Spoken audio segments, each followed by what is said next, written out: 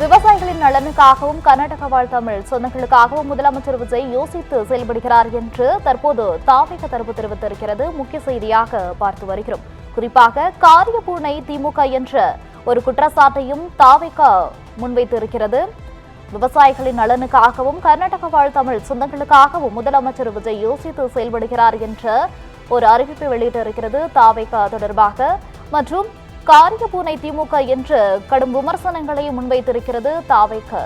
சற்று முன் கிடைத்த முக்கிய செய்தியாக பார்த்து வருகிறோம். தொடர்ந்து காவிரி நீர் தொடர்பாக முதலமைச்சர் விஜய் எந்த ஒரு அறிவிப்பையுமே வெளியிட மாட்டிருக்கிறார், எந்த ஒரு செயலையுமே செய்ய போவதில்லை அவர் என்ற ஒரு குற்றச்சாட்டை திமுக தொடர்ந்து முன்வைத்துக் கொண்டு இருக்கிறார்கள்.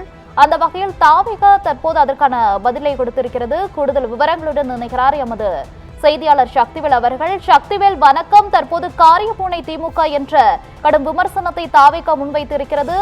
கூடுதலாக இந்த பதிவில் வேறு என்னெல்லாம் சொல்லப்பட்டு இருக்கிறது? நிச்சயமாக வணக்கம் கோகிலா.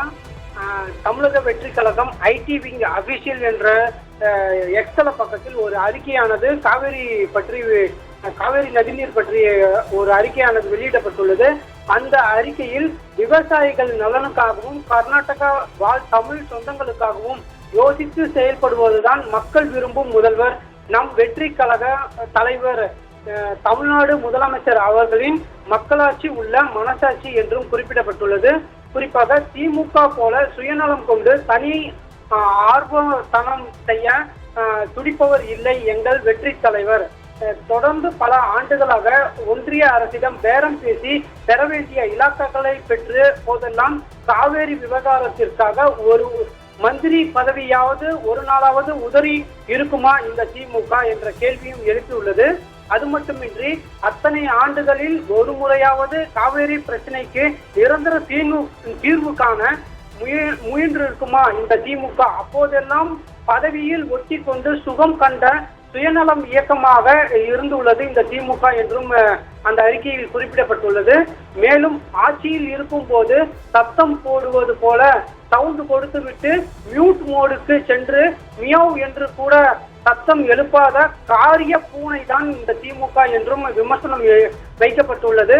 ஆனால் ஆட்சி பறிபோன பிறகு பாருங்கள், மண் மொழி மானம் என்று உரிமை முழக்கத்தை எழுப்பி எம்பி குதிக்கும் திமுக தான் என்றும் குறிப்பிடப்பட்டுள்ளது.